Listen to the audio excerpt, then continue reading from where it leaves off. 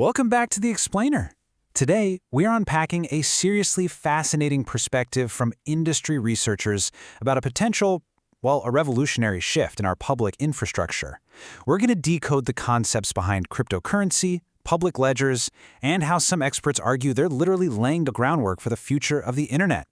Whether you're a crypto veteran or you're just, trying to wrap your head around how this stuff actually works under the hood, this explainer is built to give you a clear, structured breakdown straight from the source material.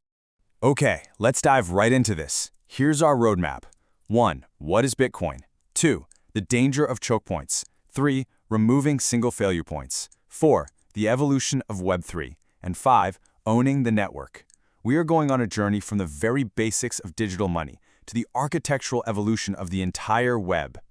All right, Section 1. What is Bitcoin? The first public digital payments infrastructure. Let's get right into how researchers define its fundamental purpose. So the source emphasizes a massive paradigm shift here. We all hear it called the world's first cryptocurrency, right? But the real magic, the key, is how it functions on a public blockchain network to let users send and receive value totally without a middleman. The source argues this lack of a corporate intermediary is exactly what makes it revolutionary. It creates a genuinely public digital payments infrastructure, and by public they mean it's open to literally anyone with a computer and Wi-Fi. It doesn't matter your nationality, your background, or your credit score. No single entity owns it. Now, to understand why that's a game changer, just think about how remote payments worked before crypto. Say you wanted to pay someone online. Step 1, you had to rely on a private bank. Step 2, that bank opens its completely private books. And step 3, the bank adds a ledger entry to debit your account and credit the receiver. If you didn't use the same bank, well then multiple banks and multiple private ledgers had to get involved. The point is you had to place absolute 100% trust in these private intermediaries. And this brilliantly illustrates the contrast. We already have public infrastructure for information, the internet itself. But before crypto, our only truly public payment infrastructure was physical cash, paper money, which is great, it's public, but it requires face-to-face interaction. You obviously can't hand a $20 bill through a computer screen. Bitcoin, however, is framed by the source as cash for the digital age. It's a globally accessible public money you can beam across the internet, completely bypassing that private banking middleman holding the ledger. Now, look, the researchers totally acknowledge current limitations. I love this quote from researcher Peter Van Valkenburg. Is it perfect? No. Neither was email when it was invented in 1972. The source admits Bitcoin isn't currently perfect across the board. It's not accepted everywhere, we don't usually price things in it yet, and yeah, it can be pretty volatile as a store of value. But the foundational computer science breakthrough, the sheer fact that a decentralized ledger actually works without a trusted middleman, that is framed as a massively significant innovation. Which brings us to Section 2, the danger of choke points and the massive risks of centralized intermediaries. So why should we care about removing these middlemen?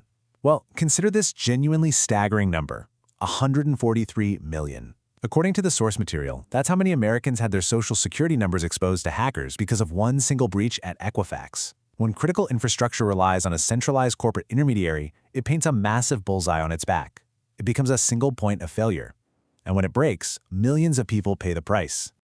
Here's another wild figure for you, $1.8 billion.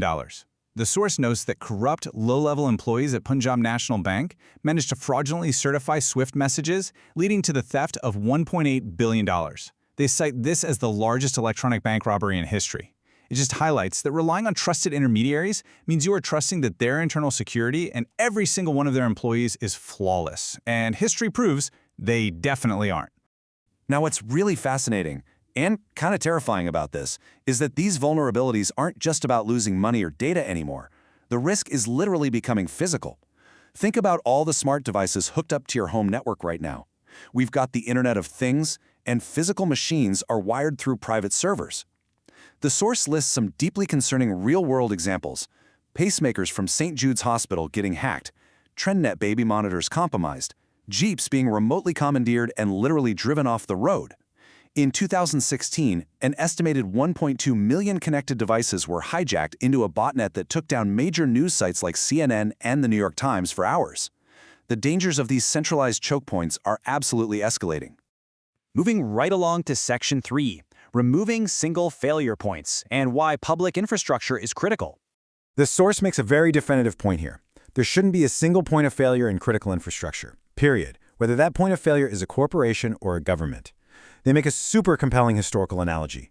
Before the internet, if you wanted to broadcast a message to the world, you had a huge single point of failure. You had to go through one of 3 major TV broadcasters or a couple of big newspapers. The early internet stripped away those communication choke points, and the argument here is that blockchains can do the exact same thing for critical payments and the Internet of Things, shifting us over to completely public rails. Section 4. The evolution of Web3. From reading to owning the internet. Let's move to the next part and see how this builds across a timeline. To understand this structural shift, the source turns to theories from Brian Brooks, a former acting comptroller of the currency.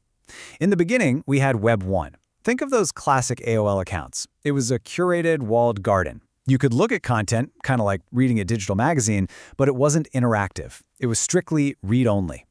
Then, late 90s, early 2000s, boom, Web 2. Suddenly, you could read and write. Hello, blogosphere and interactive social media. Now, we are stepping into Web 3, fueled by crypto assets. Web 3 is about being able to read, write, and, this is the kicker, to actually own the network itself. Brooks draws a really stark structural contrast here. Think about Web 2. The internet became incredibly centralized, right? All that amazing read and write activity was scooped up and monetized by a tiny handful of massive tech giants like Google and Facebook. Web 3 represents a massive pivot. Instead of a few megacorporations controlling and monetizing the whole shebang, Web 3 is decentralized. The underlying network itself is quite literally owned by the everyday participants who use and maintain it. And that brings us to Section 5, owning the network, decentralization, and Layer 1 tokens. So how does this ownership actually function in the real world? Let's talk about Layer 1 tokens. These are digital assets rewarded to users who provide the computing power and ledger maintenance services that keep the whole network humming. Think about it. In Web 2, Google provided the servers, so Google owned the network. In Web 3, regular, everyday users provide that maintenance, and their reward is a digital asset representing a real ownership stake in that underlying network. The source gives a great example. A regular person sitting in Pueblo, Colorado, can essentially own a piece of the Ethereum network. Meanwhile, they could never own a piece of the traditional internet because that's locked down by tech monopoly. So the crucial point is understanding how these layers stack up. At the base, you have the protocol layer. This is the base network ledger maintenance. The digital assets here, like Bitcoin or Ethereum, are the literal keys to participating in this foundational layer. Then, built on top of that is the application layer. Just like apps on your smartphone rely on the phone's operating system to work, decentralized applications run on top of these base protocol blockchains. People invest in the underlying protocol tokens because they're betting that specific network will be the foundation that ultimately wins out and scales up. Ultimately, this brings us to the core thesis of these researchers. The fundamental shift of Web 3 is entirely about power and control. In a proof-of-stake network, participants actually get to vote on the future of the network. In a proof-of-work system like Bitcoin, they earn rewards for maintaining the ledger. The takeaway here is that the decentralized internet's future is decided by its investors and its token holders.